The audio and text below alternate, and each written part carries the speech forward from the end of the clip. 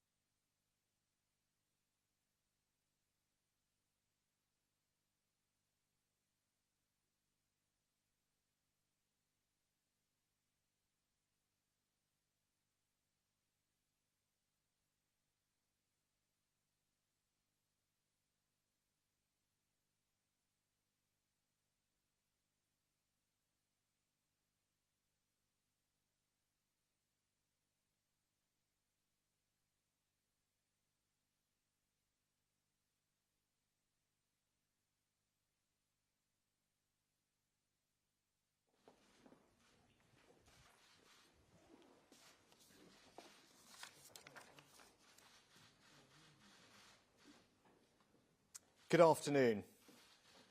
All our thoughts are with Detective Chief Inspector John Caldwell and his family after last week's abhorrent shooting in Omagh. A man of extraordinary courage, his first thought was to protect the children he had been coaching. President von der Leyen and I stand united with the people and leaders of all communities across Northern Ireland. Those trying to drag us back into the past will never succeed. This afternoon, I welcomed President von der Leyen to Windsor to continue our discussions about the Northern Ireland Protocol. I'm pleased to report that we have now made a decisive breakthrough. Together, we have changed the original protocol and are today announcing the new Windsor framework. Today's agreement delivers smooth-flowing trade within the whole United Kingdom, protects Northern Ireland's place in our union, and safeguards sovereignty for the people of Northern Ireland. Now, these negotiations have not always been easy, but I'd like to pay an enormous personal tribute to Ursula for her vision in recognising the possibility of a new way forward, and to my colleagues, the Foreign and Northern Ireland Secretaries, for their steadfast leadership. The United Kingdom and European Union may have had our differences in the past, but we are allies, trading partners and friends, something that we've seen clearly in the past year as we joined with others to support Ukraine. This is the beginning of a new chapter in our relationship. For a quarter of a century, the Belfast Good Friday Agreement has endured because, at its heart, is respect for the aspirations and identity of all communities.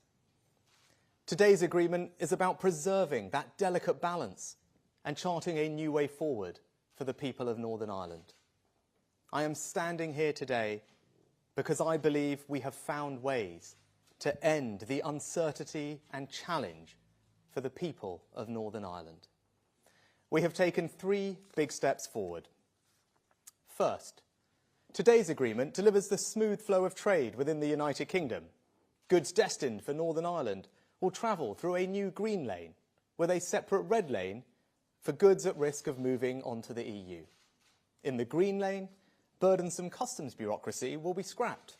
It means food retailers like supermarkets, restaurants and wholesalers will no longer need hundreds of certificates for every lorry. And we will end the situation where food made to UK rules could not be sent to and sold in Northern Ireland.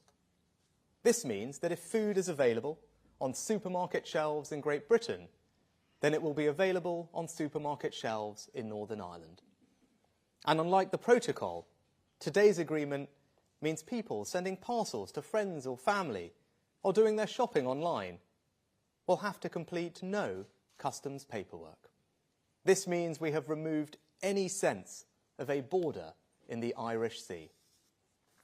Second, we have protected Northern Ireland's place in the Union. We've amended the legal text of the protocol to ensure we can make critical VAT and excise changes for the whole of the UK, for example on alcohol duty, meaning our reforms to cut the cost of a pint in the pub will now apply in Northern Ireland. The same quintessentially British products like trees, plants and seed potatoes will again be available in Northern Ireland's garden centres. Onerous travels on pet requirements have been removed. And today's agreement also delivers a landmark settlement on medicines. From now on, drugs approved for use by the UK's medicines regulator will be automatically available in every pharmacy and hospital in Northern Ireland.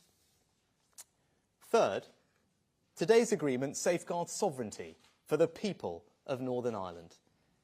The only EU law that applies in Northern Ireland under the framework is the minimum necessary to avoid a hard border with Ireland and allow Northern Irish businesses to continue accessing the EU market. But I know that many people in Northern Ireland are worried about being subject to changes in EU goods laws. To address that, today's agreement introduces a new Stormont break. Many had called for Stormont to have a say over these laws. But the Stormont break goes further and means that Stormont can, in fact, stop them from applying in Northern Ireland. This will establish a clear process through which the democratically elected Assembly can pull an emergency brake for changes to EU goods rules that would have significant and lasting effects on everyday lives. If the brake is pulled, the UK government will have a veto. This gives the institutions of the Good Friday Agreement in Northern Ireland a powerful new safeguard based on cross-community consent. I believe the Windsor framework marks a turning point for the people of Northern Ireland. It fixes the practical problems they face. It preserves the balance of the Belfast Good Friday Agreement. Now, of course, parties will want to consider the agreement in detail, a process that will need time and care. Today's agreement is written in the language of laws and treaties. But really, it's about much more than that. It's about stability in Northern Ireland. It's about real people and real businesses. It's about showing that our union that has lasted for centuries can and will endure. And it's about breaking down the barriers between us, setting aside the arguments that for too long have divided us, and remembering that fellow feeling that defines us, this family of nations, this united kingdom. Thank you. Ursula. Good afternoon. Prime Minister, dear Rishi. It is an honor and a pleasure to be here in Windsor with you. And it is with a great sense of satisfaction that we stand here together. We are about to deliver on an important commitment we made to each other a few months ago. I remember our first discussions when we saw eye to eye on how to support our Ukrainian friends. And I was encouraged by our trustful and strong cooperation on this crucial geostrategic issue. But I also remember how the two of us were honest with each other about the difficulties in our bilateral relationship. And it was vital to put that on the right footing too. We committed to work hard together to do so. We knew that for us to be able to make the most of the potential of our partnership, solutions were needed for the issues around the protocol on Ireland and Northern Ireland. We knew it was not going to be easy. We knew we needed to listen to each other's concerns very carefully. Above all, we had to listen to the concerns of the people of Northern Ireland. We knew we had to work hard with clear minds and determination, but we also both knew, dear Rishi, that we could do it because we were both genuinely committed to find a practical solution for people and for all communities in Northern Ireland. Today, we can take pride in the fact that we have delivered on that commitment. Because today we have reached an agreement in principle on the Windsor framework. The Windsor framework lays down new arrangements on Ireland and Northern Ireland. This new framework will allow us to begin a new chapter. It provides for long-lasting solutions that both of us are confident will work for all people and businesses in Northern Ireland. Solutions that respond directly to the concerns they have raised. Prime Minister, we worked hard across a wide range of areas. The new arrangements are delivering a comprehensive package so that we can address in a definitive way the issues faced in everyday lives.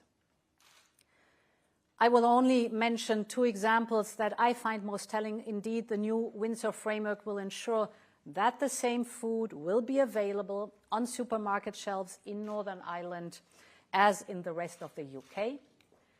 And furthermore, the new Windsor framework will permanently enable all medicines, including novel ones, to be available in Northern Ireland at the same time, under the same conditions across the UK.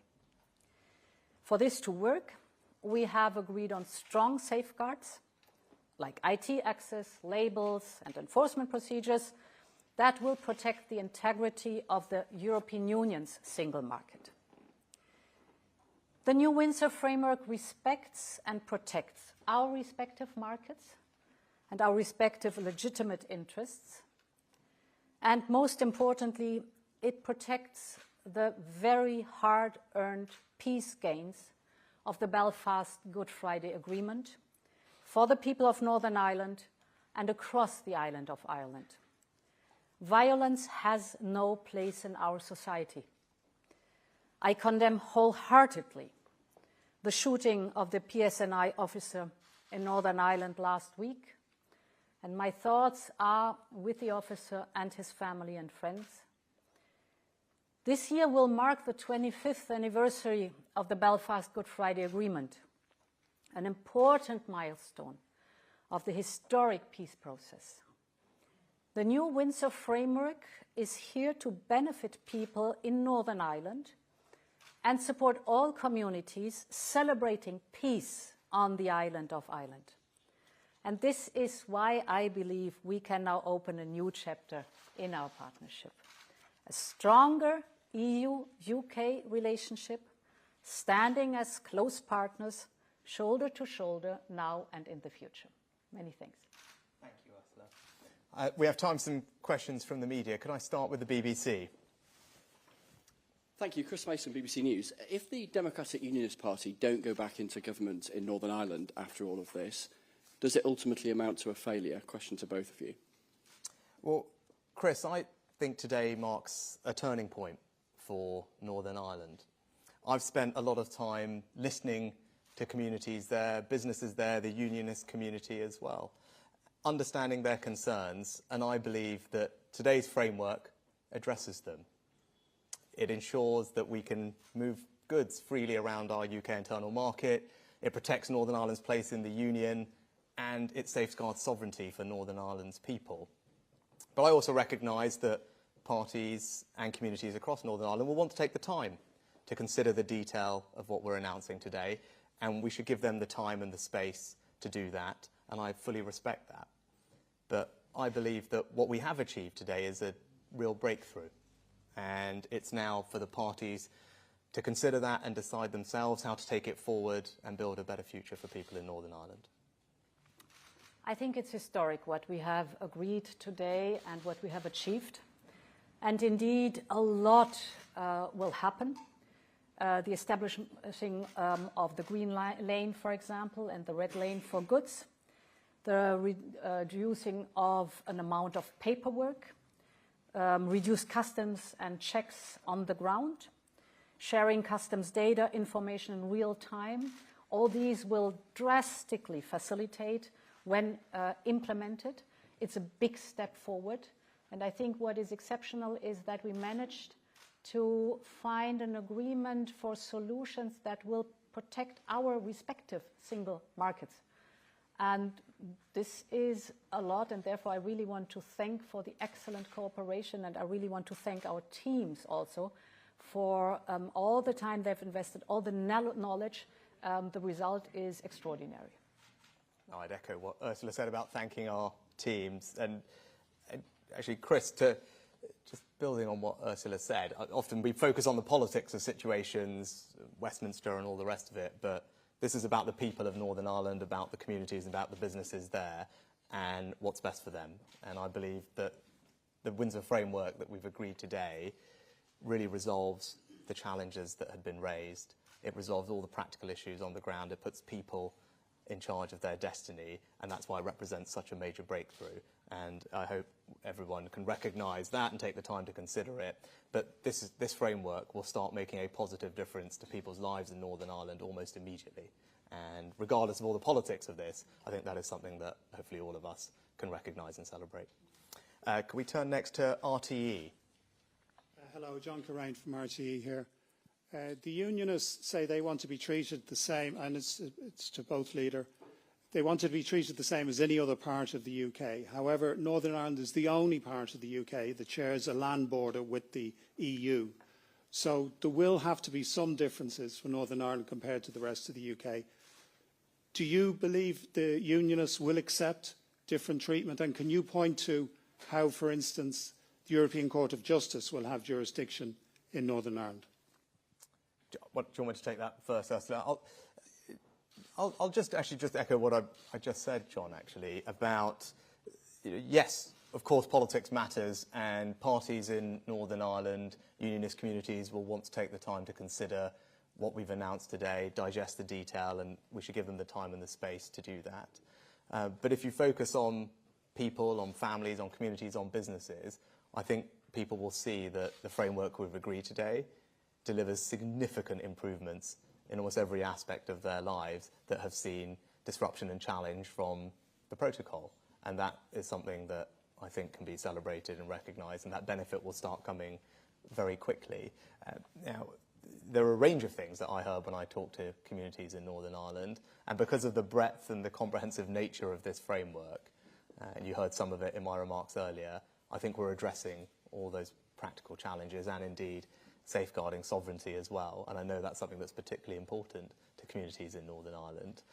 With regard to the role of EU law, to recognise that with the consent of people in Northern Ireland has access to the single market, and I think we all collectively share an ambition to avoid, as you say, a hard border between Northern Ireland and the Republic. And that's why there's a role for EU law in Northern Ireland, but that happens with consent. And as a result of the agreements that we've reached today, there is further democratic accountability of that role of EU law with the new Stormont break, which provides a very powerful mechanism for the Stormont institution to use when it has concerns. And I think that is really important part of correcting the democratic deficit that existed and providing reassurance to everyone in Northern Ireland that they are in control of their own destiny. Yes, indeed, the European Court of Justice is the sole and ultimate arbiter of EU law. That's natural because it's prescribed by the EU legal order. So the ECJ will have the final say on EU law and single market issues.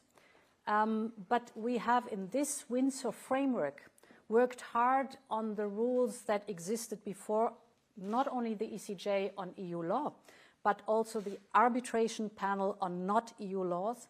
And this includes the new storm and break, which is based on the petition of concern that comes from the Good Friday Agreement. So we have built on this peace process the next step. We've kind of leveled up or improved the overall mechanism. I think important is in our Windsor framework that we are putting also in place several mechanisms that should avoid having to resort to the storm and break, which is an emergency mechanism. So extensive consultations with the UK and Northern Ireland stakeholders on new EU laws, but also consultations of the EU by the UK on UK-planned regulatory changes. This is important for us. And with view on Ireland, of course, there has always been the full commitment, and there is the full commitment of the European Union to safeguard the Belfast Good Friday Agreement in all its dimensions. No hard border on the island of Ireland, and of course that we fully protect the integrity of the EU single market. Can I turn next to the Express? Thank you, Prime Minister. Sam Lister, Daily Express. This has been described by some as a test of your leadership. Are you planning to have a vote on this deal? And if so, how tough are you prepared to be on Boris Johnson and members of the ERG if they decide to oppose it? And I wonder if I could just ask President von der Leyen a question. Can you explain to us why Rishi Sunak's been able to negotiate these concessions when his three predecessors were unable to? Thank you. So yes, Parliament will have a vote at the appropriate time, and that vote will be respected. But as I said earlier, I think it's important that we give everyone the time and the space they need to consider the detail of the framework that we've announced today, because it is comprehensive in nature, and that will take time for people to digest. But ultimately, this isn't necessarily about me. It's not about politicians. It's about the people in Northern Ireland. It's about what's best for them. It's about those families, those businesses, what this framework, what this agreement will do to improve their lives. And I believe that the changes that we have made, the breakthroughs that we have been able to put forward together, will make an enormous difference. We can now say that goods will flow freely, smoothly across the UK internal market, that we've protected Northern Ireland's place in our union, that we've safeguarded sovereignty for Northern Ireland's people. Those are all significant achievements, and that's what we should focus on. And I think all of us know about the stability that is required in Northern Ireland, the delicate balance of the Belfast Good Friday Agreement and how important that is. Today's framework means that that balance is restored, and that's why I think this is a very significant step forward. It marks a turning point for the people of Northern Ireland today, and I very much hope as a result of this they can look forward to a better future. I think it is very important to take note of the fact that the two of us, when we met for the very first time, we agreed that, I mean, if you look at the huge challenges we are facing together, whether it is the atrocious Russian war in Ukraine or the fight against climate change, we have so much in common. We're fighting for the same values. We're standing on the same side, shoulder by shoulder. And we want the best solution for the people of Northern Ireland in the situation that we have right now.